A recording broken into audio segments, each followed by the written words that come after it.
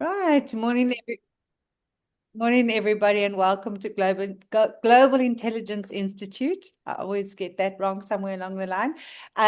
Last week we had quite a nice session on your personality, your brand personalities, which is always an interesting one because we often forget. We build something and we just get into this rut of chasing that hamster wheel and we forget what we're building and what the perceptions are that your clients and other people are seeing. So if you haven't had a listen to it, go and have a listen. Claire, I did send it through to you. Sorry, I thought it was part of the video, but I think it's just the audio that they've shared. So last week, Karen did an exercise using ChatGPT, which I thought was super clever. And I don't know whether sorry, you've taken the time to actually go and do it yourself, where you ask ChatGPT or one of the AIs to go and have a look at your brand online, your personal brand and your business brand, and to come back with what they are seeing you as, what brand personality they're seeing you as. So I know that she's not online today, but she can listen to the recording later. So what I did, a further exercise. So both of hers, personal and business, came up with the sage and the caregiver, those two personalities. Um, and so what I did was I went and put it into ChatGPT and I said, so if I'm either of those or both of those, what is my clients expecting from me from a product point of view? Because, we often think about ourselves and like we've already spoken about what layers of products you should have, etc. But if you have a certain personality and a certain perception in the marketplace, what are they now expecting from me? And it was very interesting to hear that there were things like insight led services. So people want deep understanding from a sage, from a personality, the brand personality of a sage. They want to know more. They don't just want surface level. So they want to know from her in that, like the mediation sessions that they have, what is the structure? And can I come out with clarity? What is the conflict diagnostic tools that you use? What is a stakeholder mapping? Can you see that the words that are now being generated from this is a little bit different from possibly what she's using? I'm not 100% sure. But basically, what they ask in that insight-led services is, don't solve the problem for me. Rather, let me think differently. So give me the tools to think and use them differently. The other thing is the framework and methodologies is like a signature mediation framework, communication models for difficult conversations. So there's very specific stuff that's coming out of it now. Sage clients love systems. They want to make complexity into a simple solution for themselves.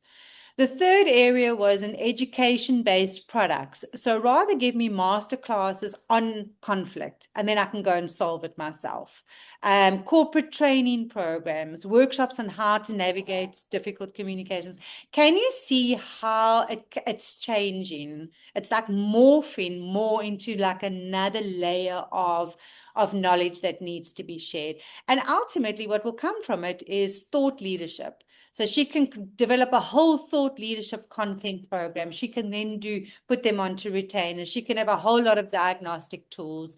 And ultimately, what they're looking at is they're looking at her for that next layer of knowledge. So really take some time and go and play with this a little bit, because I think it's really important for you to understand the expectation from your clients and stakeholders in the industry. And it also helps the speakers understand what is expected from you when you're standing on stage. So when you're talking about something, whatever your theme is, what are they expecting from you ultimately at the end? Because you can stand on stage for 45 minutes, an hour and talk, but then what do they want to walk away with? So can you share a tool, a diagnostic tool, a masterclass? What else can you upsell to them? Because that's really what they're looking at. So I just wanted to carry on that discussion that we had last week, because I did get a lot of emails afterwards to say, what about this and how about that? And so there's a lot of things that come from your brand personality. So please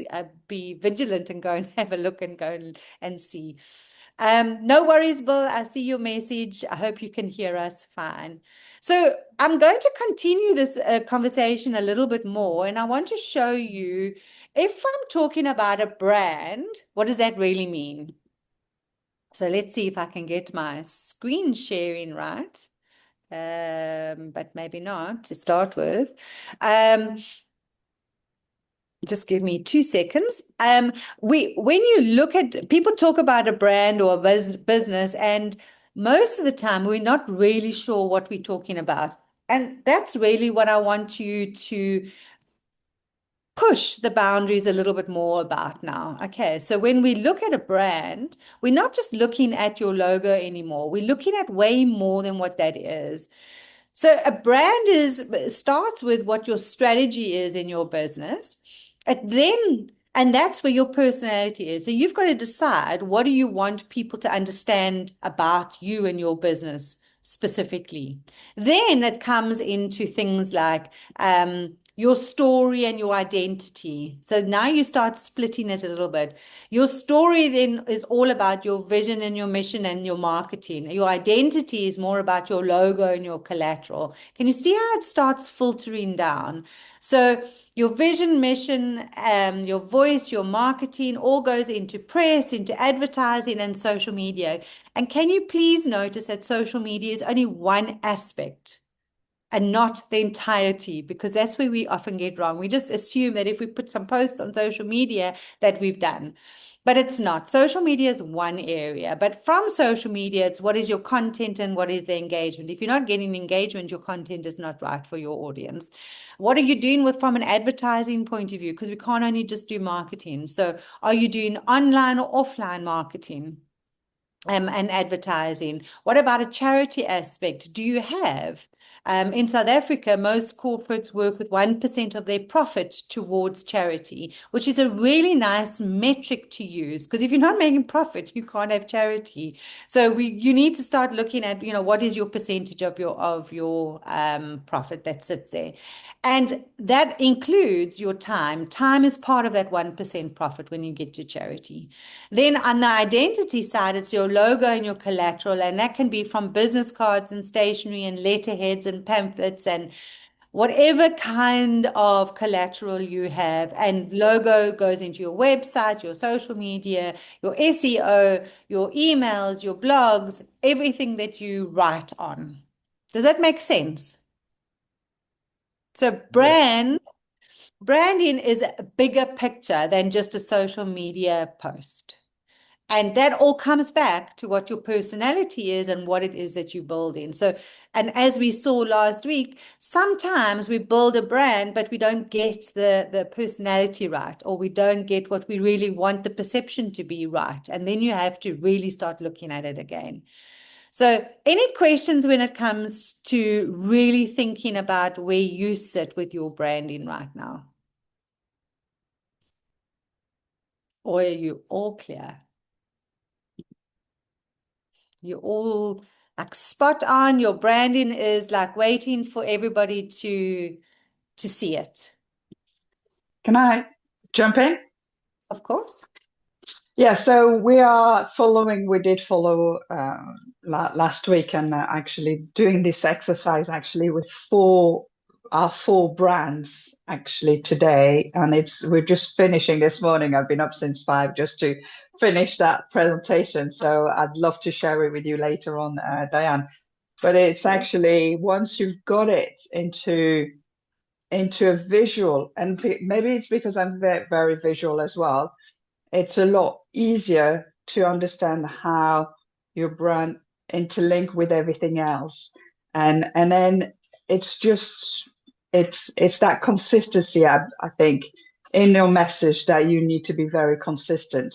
That clarity, then the consistency, and how do you pass that message through? I think that's the difficulty sometimes we have between, oh yes, that looks really pretty, but actually putting it into action and making sure that you understand it, but people who look at it understand it. And I think that's sometimes for me, it's one of my biggest things because I've got all shiny balls and seeing all that, and I think that's really cool. And then somebody Yeah. will look at it and say, what does that really mean? So we need to test it as well sometimes and make sure that all the people understand and your message is really through.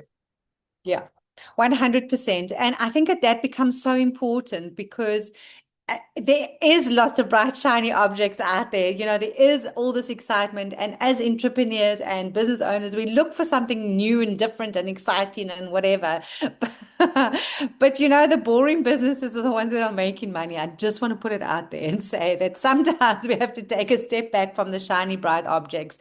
And if we want to make money, it's about consistency. So if you're looking at things like your collateral, so even things like your newsletter, your email signature, any pamphlets that you create, is your logo consistently on the right side of the page, like where you want it? Is it in the same spot every single time?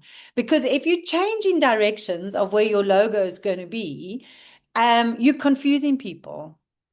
So it's really, really comes down to detail. And I'm not a detail person at all. So this is for me the hardest thing to do is to get it right because I want it to look nice rather than to be consistent. But the moment you start changing where you place things, you also confuse people, so it really comes down to that minuscule part of the detail now. So you've all built beautiful brands. You've all got speaking moments. You've all got beautiful opportunities now. But now start really looking and digging really, really deep into those details. Okay. Any other questions before I continue? We all fine. So from last week now, if you think about what we spoke about last week, we were really looking at how can you get yourself out there? What is the language of influence that you can have? And that's really your brand. So that's how we started this whole process going down a rabbit hole, which has been very interesting for a lot of people. But now let's take it one step further. So if you've got your brand, you know what brand personality is. You've got all your collateral in place. You know where you want to market and where you want to advertise, because those are two different things. What do we really need to understand now? So we're going to recap just a touch of a lot of what Claire just said. Clarity is really important because that creates your positioning and your visibility. But there is a marketing myth out there. You just need to do a whole lot of stuff and then it will be fine. And that's not true. You need to be consistent in what you do, but you need to do the right marketing. You need to have the right branding collateral. Otherwise, you're going to start out positioning yourself. So then people are going to get confused again and we create chaos. And it's easy to create chaos in businesses. Language now becomes your superpower. So if you think about what your brand personality is, what the expectation is from your clients, your words that you use is actually your collateral. It starts building an asset for you. And this is what we need to remember because your clients, and that's why your clients need to be so specific, expect you to say X. So you all know I don't work with startup businesses. I work with business owners that have been in business for a while. Why? Because people that start off in business won't understand some of the terminology that I use. And I also don't work with corporates because I don't understand half of their terminology and their terminology changes on a daily basis. So if you're not in the corporate space, you're going to miss out. So I sit in the middle. So if I use the incorrect words, my clients in the middle wouldn't understand what I'm saying. So the moment I talk about scalability, somebody will turn to me and say, no, Diane, that's not right. Because scalability is more for corporates, whereas business growth is more in the middle. So can you see how words now become really powerful? So standing on stage, writing social media posts, doing articles, putting articles into newspapers and to magazines, you've got to make sure that you are speaking to the right audience. The audience that pays you is the audience, and that you get them to start making strategic decisions. So this is where you can start influencing your audience. So if you're looking at a magazine, for example, what is the intention for your article should be the first thing. Is the intention for your brand to get known, or is your intention for you to upsell something within your article? So you've always got to have an intention behind what you do.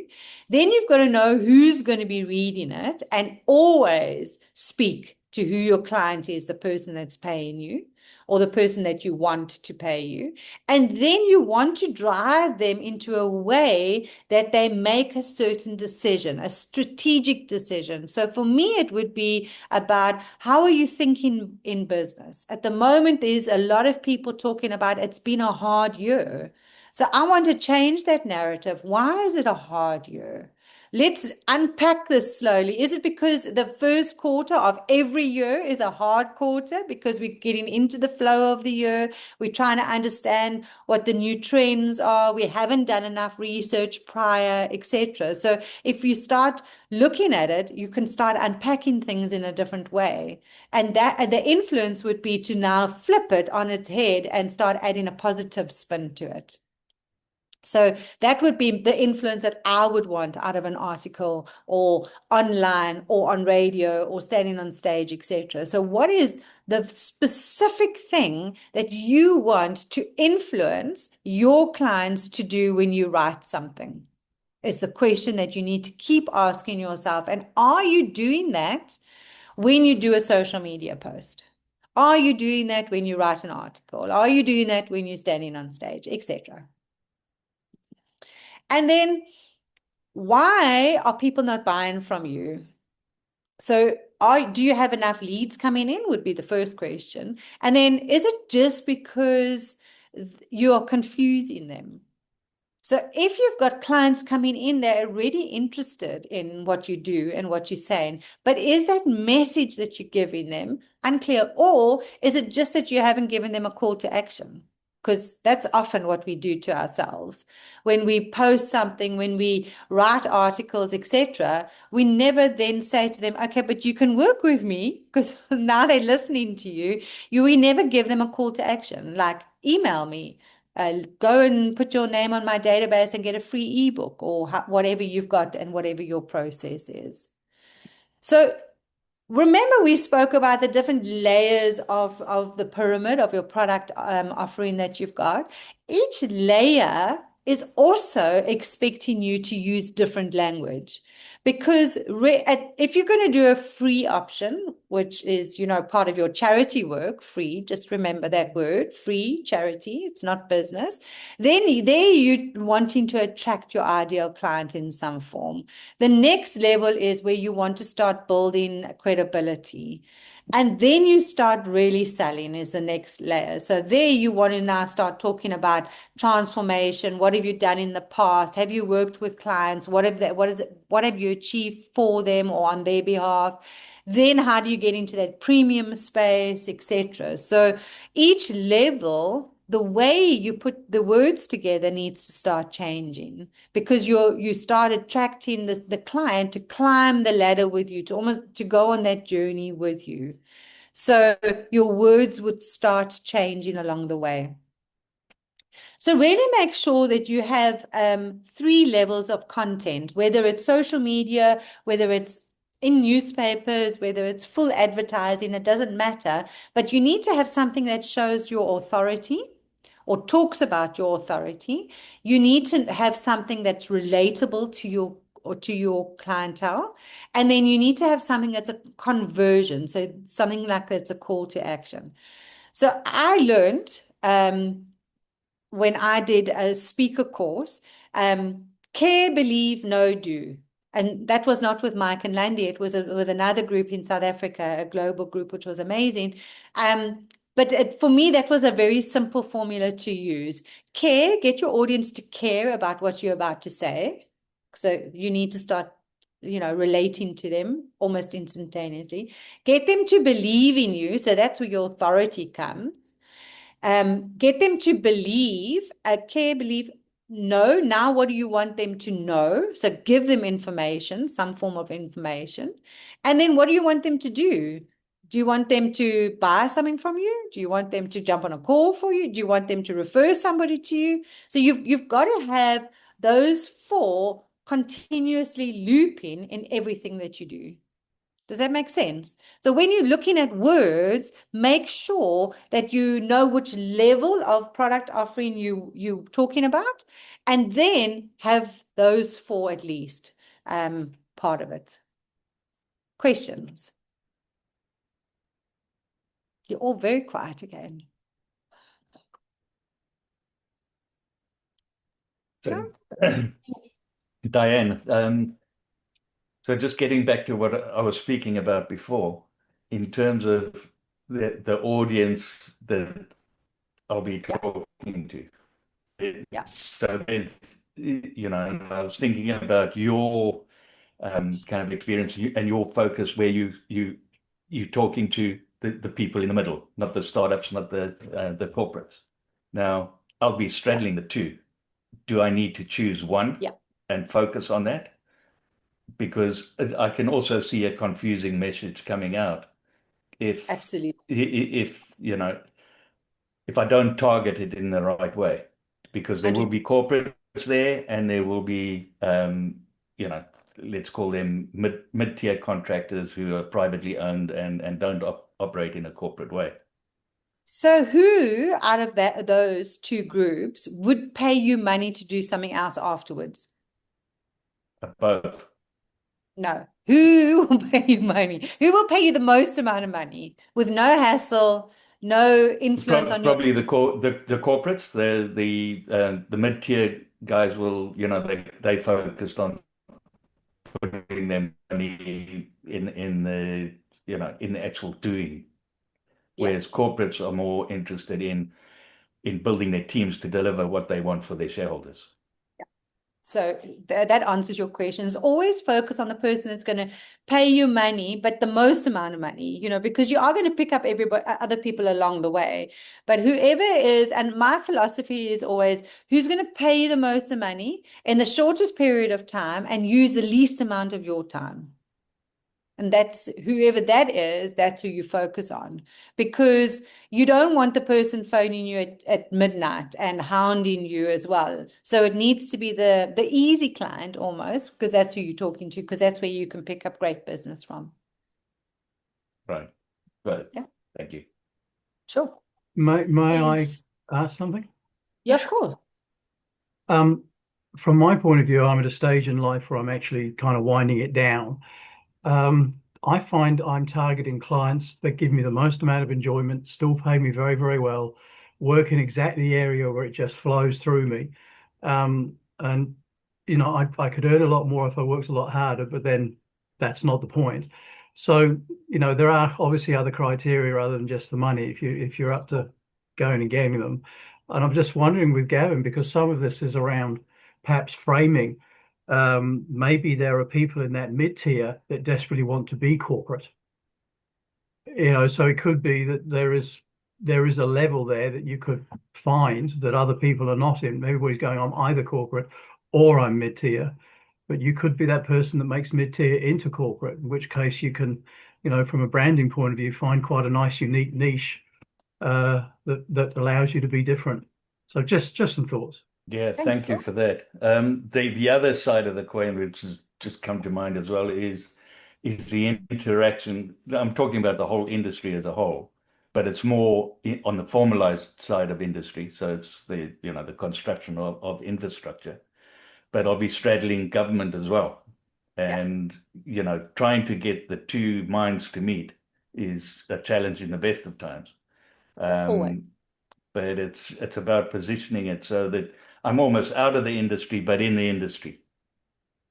100%. So you also want to be known as the thought leader. So you're going to be talking as a thought leader, but you need to target it at one of the audiences. And I think that's the important side, because all of the government is going to want to hear something different to the corporate, to the mid-tier. So you need to look and see which one you want to target it at. But ultimately, they all need to walk away and think, wow, first of all, he's pushing the way that I'm thinking. Secondly, he has a point about the following things. That's what you want them to remember. Yeah. And then you want other people to buy from you. Because, I mean, you are starting a business, so it's important for you to generate an income. Yeah, sure. Nice. Thank you. Sure. I also have a question. The care, believe, know, do structure. Can I use that for like videos to attract people? Because I was thinking of being like, there's people with whom you can work easily and you don't even have to finish a sentence and it works really well. And then there are the annoying ones that always ask questions and they're against what you're saying. Always. And then I go into, my name is Valerie, I'm a leadership communication coach, and I will now tell you why you should actually listen to the people that are annoying, and then continue from there. 100%. A video is the most amazing tool. I have a video. I don't allow anybody to introduce me most of the time on stage or anyway, because first of all, they say my name wrong, or they get the information incorrect, or they say she's a coach and I'm not a coach, because that means that I've got to be empathetic and I'm not. So it's those kind of things that you've got to get right when you're wanting to be in front of people. So I have a video, I play it, and the moment I walk onto stage, I have the attention immediately. So a video is such an amazing tool, Valerie. Over the weekend, I went and sat with Ridwan. He's one of the Circle of Excellence clients as well, and he had a full day conference. It was such a fascinating conference because we were all at tables of 10, and at my table, a number of people came and we sat, didn't know anybody. And the woman says, "Oh, I don't know how I'm going to be here the whole day. He can't teach me anything. I know everything." And Ridwan came on and we were there for the whole day. And this lady walked out. She says, "I don't want to go home anymore. I've learned so much," which was such a nice feeling to know, that he's got knowledge. But the biggest downfall for him on the day, and I've told his PA, I haven't had a chance to have a conversation with him, was that he never positioned himself correctly when he walked onto stage. Because it took an hour and a half of the day for people to warm up to him. So a video or an MC, but an MC for a short period of time would have been exceptional, would have just lifted his level of authority, or a video would have just lifted his level of authority to say, "I really know what I'm talking about. This is why you need to listen to me." So really getting the audience's attention from the get-go, because it was like almost like pulling teeth to start with. But once they started and got into it, then it was like, then they couldn't keep everybody quiet. So we do miss out that immediate impact. And that if you position yourself correctly, you will get that. So yeah, now videos are exceptional. Nice. Okay, so let's finish off. I see where we are. So please remember your content, okay? There has to be the different levels. So talking about what you know, so that's really authority content. So it's in your lane, in your industry, to your audience is important, okay? That is really authority. And that is super important. People need to know that you're competent, that you have authority in this, that you've got experience, etc. So that's what they're looking for from that. And then content of this is what you feel, that's relatable content. So that's really about, I see you, I understand their struggles. However, can we look at it from this point of view? Have you considered the following? Here are 5 points to get out of that feeling, that mindset. So there are challenges. There will always be challenges. There will always be vulnerabilities. But sharing real moments become super important. So I often talk about clients that we had during COVID, with the time that everybody was struggling. Every single one of my clients grew during 2020. And it was simply because we were online, we were working together, we were looking for the opportunity. So it's consistency again behind it. And it's really beautiful because I have now amazing stats of 10x in businesses, doubling turnovers, etc., during one of the hardest times around. So, and that's what people want to hear. So if you've done it in the hard times, surely you can help me now in other times.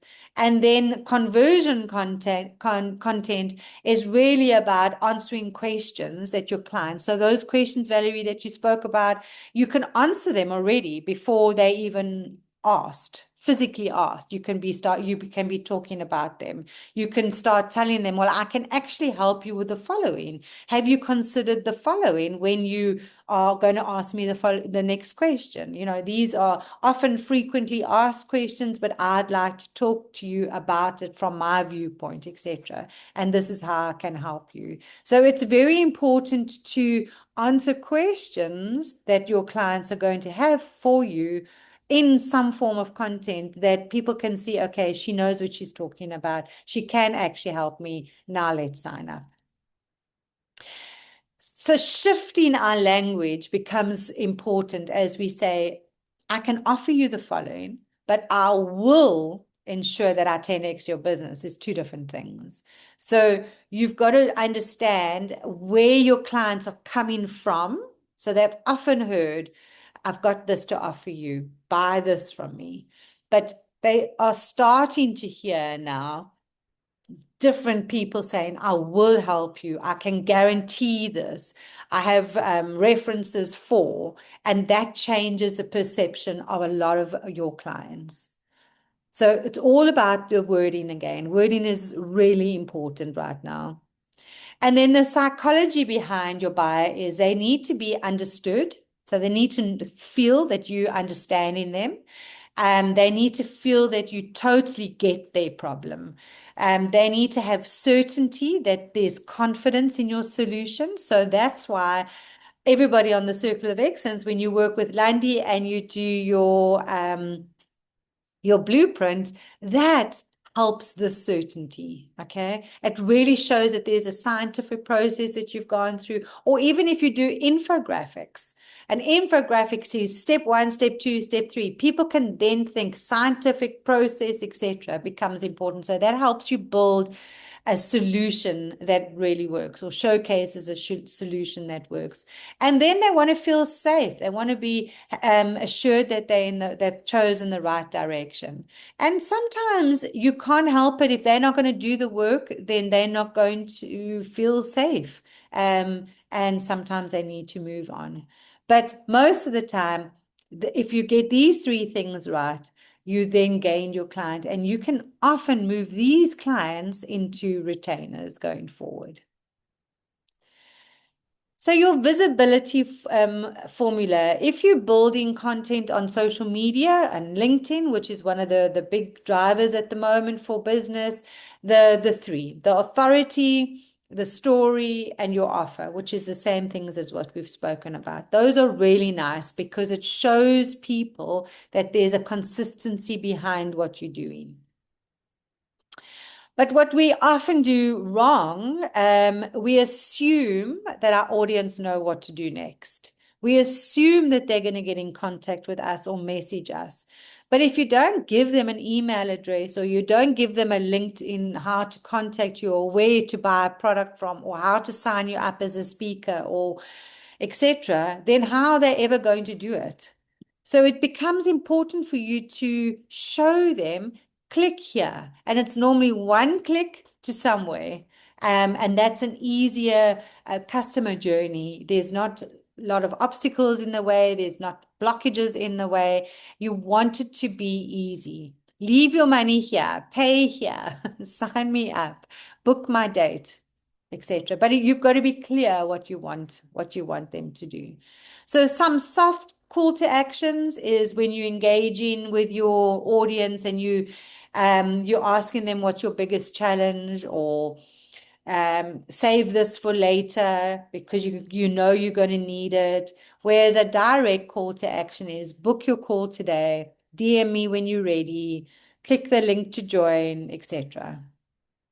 So what is it that your clients, and remember, it's all going back to your brand personality, is what is the perception of your brand, therefore what is the expectation from it? because a lot of brands, and if Karen only had the caregiver as her brand, that would be soft approaches. But because she's got Sage and caregiver, then she needs to be more direct. So just a final thought is, if your brand gets seen, your language gets you paid. Make sense? What questions? There has to be some questions. Now, what do you need to know before I move you into numbers? Yes, Valerie. How can I easily find out who is sitting opposite of me? Because like I do know throughout the meeting what type of personality they are, but is there like a trick you have that I can find out right from the beginning? So there, as a personal brand, yes, I can send that to you. Cool. There is tricks, and it's from their appearance. So you can pinpoint very quickly, but it would be very general, obviously. You know, there's certain people that are completely put together. Their hair's not out of place. You know that those are detailed people. The people that come in and put their stuff down on a table and move and make themselves bigger, you know that they are the authority figures and they demand the power, and they're going to talk that way. So there's a lot of little moments. So I can put together a worksheet and send it through to you. It's quite interesting actually when you start looking at it. Yeah. Is that NLP, or where does that theory come from that you're talking about right now? So it's very much like first impressions of a person. So a lot of neuroscience has gone in behind it, and it's a lot of body language that gets used behind, that's linked to personality types. But I mean, there's lots of personality types, and there's lots of different systems that you can go on and go and learn. I'm just going to give you a very high level because that's not, I think that if you just know, are they detail? So are they going to ask you numbers? Because that's really what it is, details, or the numbers, or the finite detail of stuff. That's important. Who's the person in the room that's the authority person? So you know that they're going to come across very powerful. They're going to almost like keep going at you like this with questions until, you know, you break almost, until you become more authoritarian than what they are. Then there's the person that's the comedian inside the room, and normally you see their hairs like all over, their clothes are like half off and half on, and you know that they are there just for the ride. So there's little things like that that you look at, but I'll send you through a worksheet. Sure. Any other questions? So when we're looking at anything online, it's really nice to keep using one of your AIs to go and question, have I done this correctly? Is it still part of my personality? Am I attracting the right person? I mean, we have the most amazing tools now. You must use them. But once we built the brand, once we built that brand personality, we started to share a whole lot of stuff on social media. We're using different other forms of marketing and advertising. How do we know that it's working? And how much money have you put aside for it? So my philosophy is I have one spreadsheet, okay? And on my one spreadsheet, I want to see what my turnover needs to be. So per month, what my turnover needs to be. But then I need to bring it down to units. Okay, because then I can see how many clients I need to gain per month. So whether I'm standing on stage or whether I'm working with clients individually, you bring it down to units. So if I suddenly go from 10 clients per month to jump to 100 clients the next month, you know there needs to be something dramatically changing from a marketing perspective. Because you're not going to jump from this to 10x unless you've done something specific. So in your spreadsheet per month, what are you doing? Is it just social media?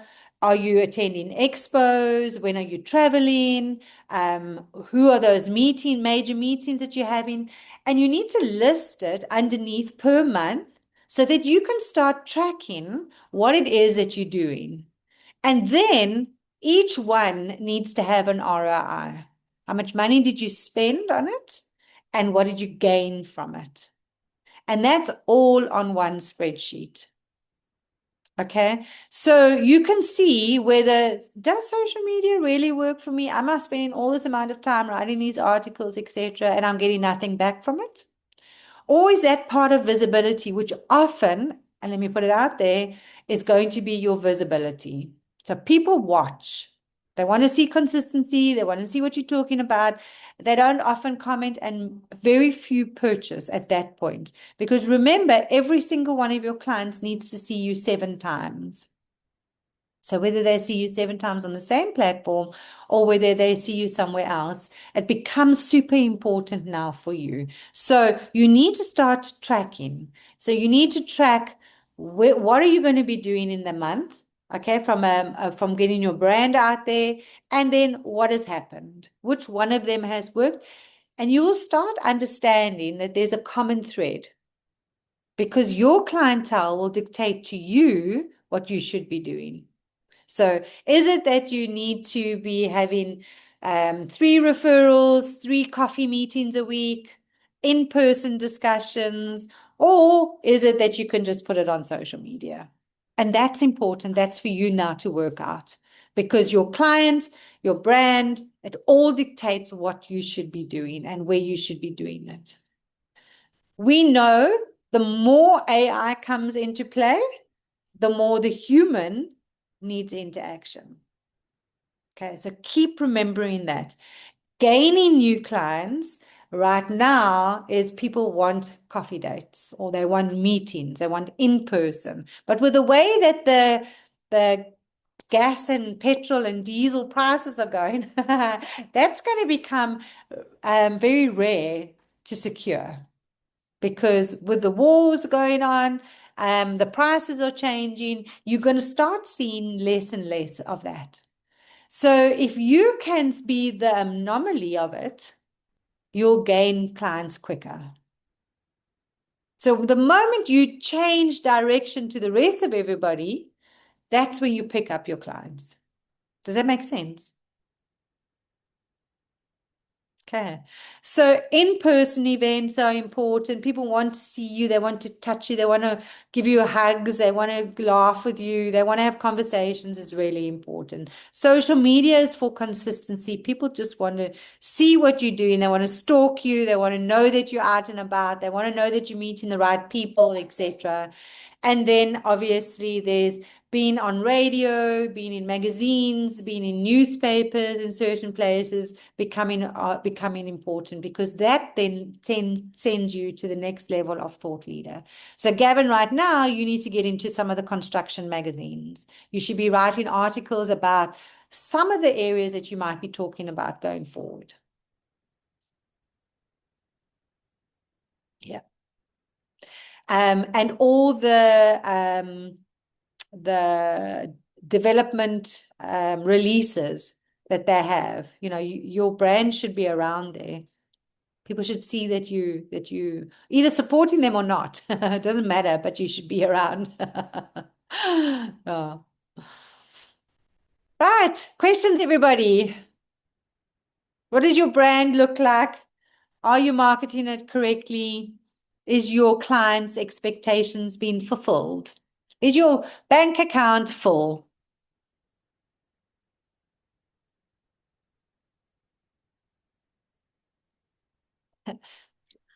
I'm currently working on the blueprint.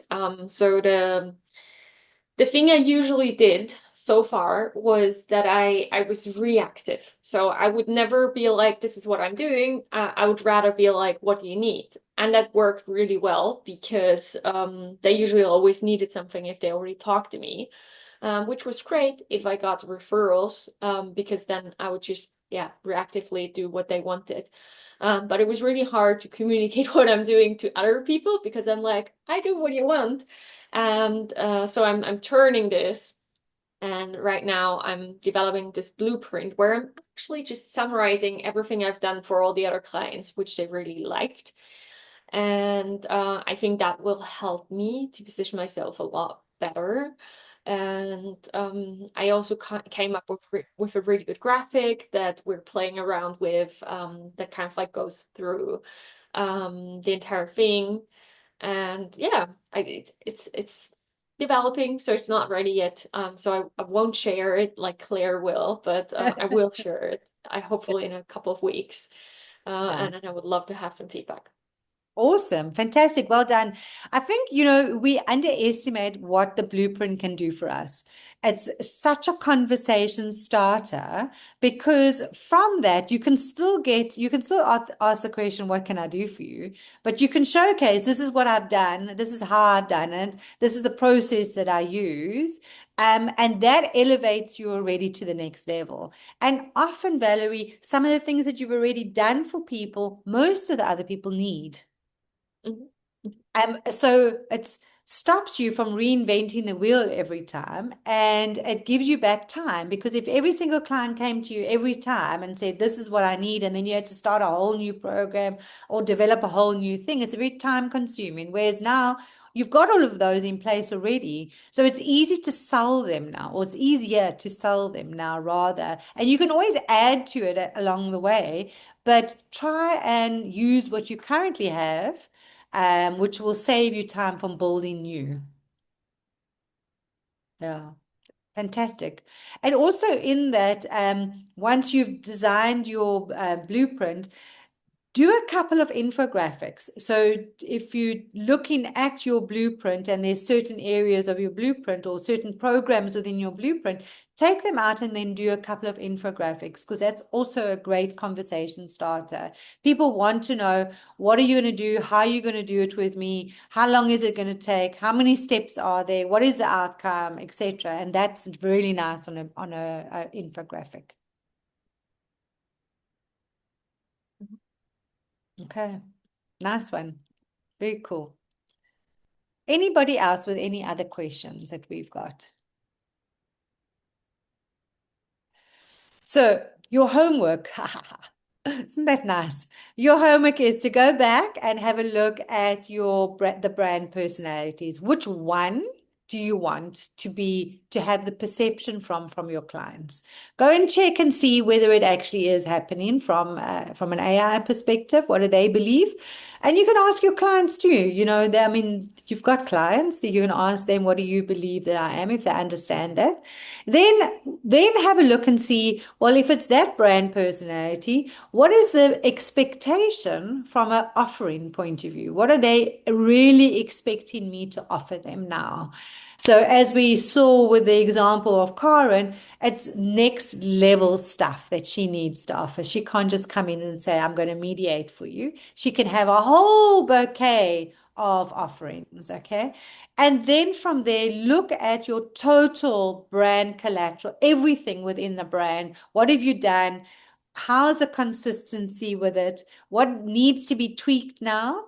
And then where are you going to put your brand? That your clients can see it, that you can then start gaining new clients and the right clients. And what does that consistency look like? And now, what is the language that you're going to use when you write whatever, articles, social media, magazine posts, etc.? And then breaking it down into numbers. So now this is what I want to do. This is what my turnover is going to be. This is how many clients I actually need in a month. What am I going to do to gain those clients from a marketing or an advertising perspective? And then at the end of each month, going back to say, what is my ROI for each one of those? Which one has worked for me? Which one hasn't worked for me? And as we change in the year, you'll start seeing how that is going to start morphing into different ways. So remember, we need to be seen in the marketplace before we can sell. So your clients will normally see you 7 times before they sign up with you. Right. If there's no more questions, then go off and be fabulous, as always. Thank you. A lot of thought to go into this. Fantastic. Well, everybody have a fantastic week. I hope those that in Cape Town are we seeing you on Thursday with Lundy's insight into the nature and patterns. Sorry for everybody else that's not in Cape Town. You can't be here. But we'll share information with you as we go. I'm really excited for that. And we'll see you on the flip side. So go and enjoy your brand. Be well. Go make Cheers, money. well. Bye-bye. Bye. Thank you.